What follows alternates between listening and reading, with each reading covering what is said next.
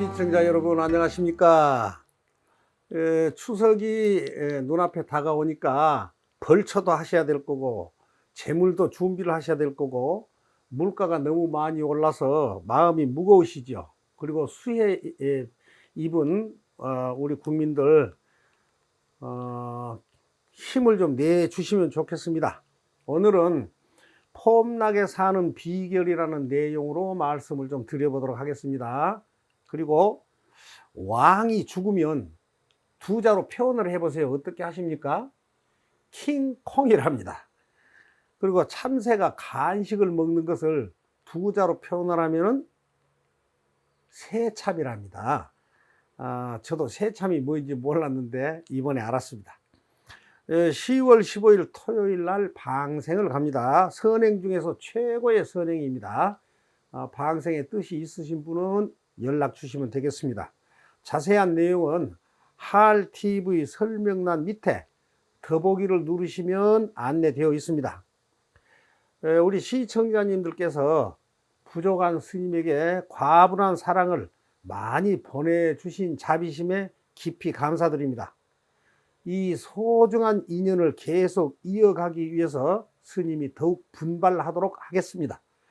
우리는 서로가 다름을 인정을 하고 더불어 살아가는 차별 없는 건전한 사회로 가는데 앞장을 서야 합니다. 우리 사회에는 아직도 장애인, 다문화 가정, 북한 탈주민, 외국인 근로자, 남녀 성별에 따른 편견으로 인하여 인권 침해를 당하는 경우가 있습니다. 인간은 수십억 종의 다른 생명들과 협력하며 함께 살아가야 합니다. 인간이 다른 생명들을 경시한다면 인간의 생명도 온전할 수가 없습니다. 예를 들어서 파리, 모기, 예를 들어서 구더기, 잡초 이런 것이 살 수가 없는 환경이 된다면 인간의 생명도 멀쩡할까요? 그래서 방생도 하는 것입니다. 모든 생명을 포용하고 차별 없는 불교 정신으로 평등하게 살아가야 합니다. 불교의 차별 없는 평등 정신을 확인해 드리겠습니다. 예를 들어서 방생을 가거나 삼사순례를 갈 때 스님 이 버스 한 대 제가 보시하겠습니다 해가지고 100만 원을 낸 사람이나 아니면 과일 사는데 좀 보태세요 하고 10만 원을 낸 사람이나 한 푼도 안 낸 사람이나 똑같은 차를 타고 가서 똑같은 기도를 받고 음식도 똑같은 음식을 먹습니다. 아주 평등합니다. 예를 들어서 법당에 오셔가지고도 불전을 10만 원 넣은 사람이나 만 원 넣은 사람이나 1,000원 넣은 사람이나 불전을 안 넣은 사람이나 똑같이 똑같은 장소에서 똑같은 음식으로 이렇게 대접을 합니다. 전혀 차등이 없지요. 그리고 사찰에는 재벌이 오든 거지가 오든 아니면 장관이 오든 임시직이 오든 특별 대우란 건 없습니다. 평등 대우입니다. 우리는 전통적으로 평등 사상을 이미 실천해 오면서 받는 기쁨보다는 주는 기쁨이 훨씬 크다는 것을 알고 있는 지혜자들입니다. 내가 어려워도 남을 돕는 일에 앞장서는 불자들입니다. 지혜는 병이 든 후에 병원을 찾아가서 치료받기 전에 만병의 원인은 게으름과 악행과 원결에 있다는 것을 미리 알고 사전에 대처한 것입니다. 불교를 처음 접하신 분들은 서둘지 마시기 바랍니다. 새싹에서는 꽃이 피지 않죠. 그러므로 시간을 두고 기다려 줄 줄도 알아야겠죠. 성급한 욕심쟁이는 김밥 한 줄 정도의 불전을 올리고 돈 많이 벌게 해달라고 합니다. 차라리 복권을 사는 게 어떨까요? 보시 공덕이 되려면 보시자와 보시 받는 사람 둘 다 청정해야 합니다. 그렇지 않는 보시는 많은 이득만 요구하는 거지만 양산할 뿐입니다. 유구 필응 감응 도교라 그랬어요. 욕심을 버리고 간절히 기도하면 부처님과의 교감으로 원하는 일들이 반드시 이루어진다 했습니다. 수행은 마음을 다스리는 겁니다. 옛날에 퇴역 장군이 선사를 찾아와서 자기도 출가를 해서 도를 닦겠다며 제자로 받아달라고 간청을 합니다. 선사는 당신은 평생 전쟁을 하면서 많은 살생과 성질이 강하고 근기가 무겁고 탁해서 수행을 할 수 없다며 거절을 합니다. 퇴역 장군은 실망한 채 떠났죠. 그 후에 퇴역 장군은 다시 선사를 찾아와서 출가를 도와달라고 간청을 합니다. 그러자 선사께서 그대는 군인으로 전쟁터만 헤매면서 집에는 들어가지 않았지요. 그런데 퇴역 후에 또 출가를 해서 불도를 닦는다면서 집에 들어가지 않으면 그대의 아내는 다른 남자하고 정분나기가 딱 좋겠구만.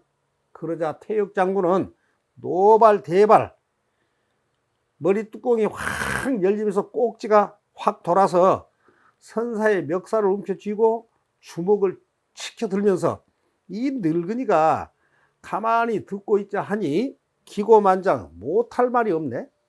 사람을 이렇게 능멸을 할 수 있어? 하며 치를 떱니다.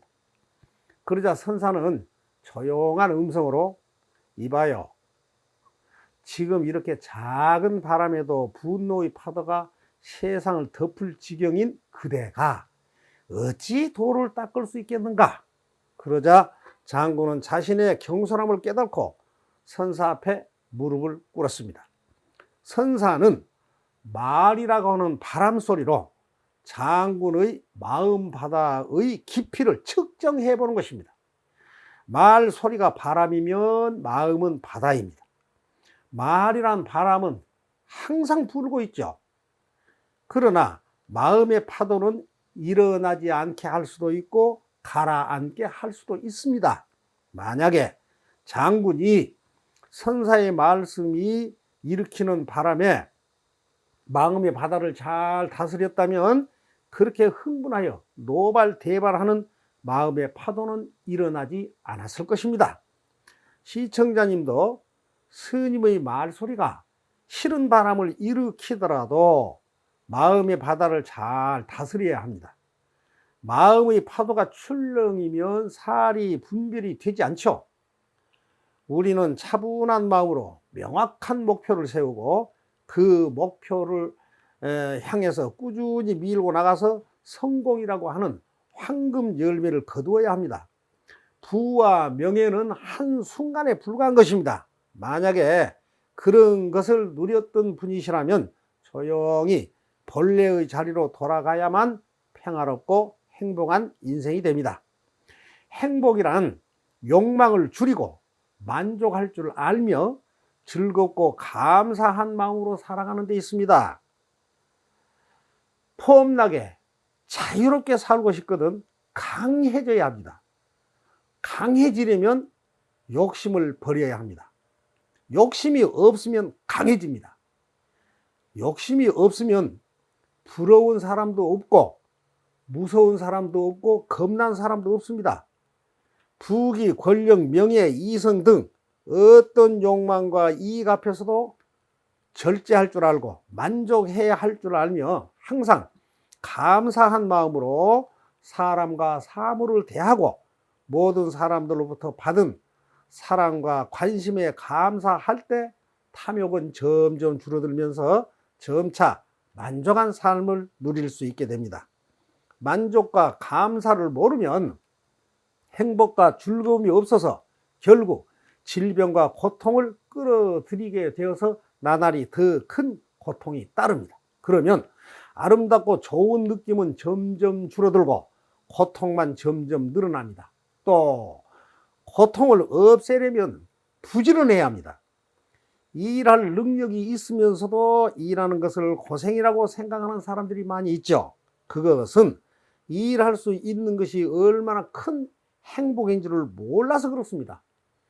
건강한 신체를 가지고 부지런히 일하며 남을 위해 봉사하는 것이 행복인 것입니다.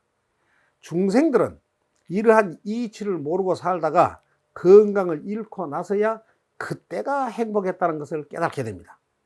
우리는 전 국민, 전 인류에게 정신적 수혈을 하는 혈액원 역할과 의식 문화 수준을 끌어올려주고 향상시켜 나가는 등대수 역할을 하여야 합니다.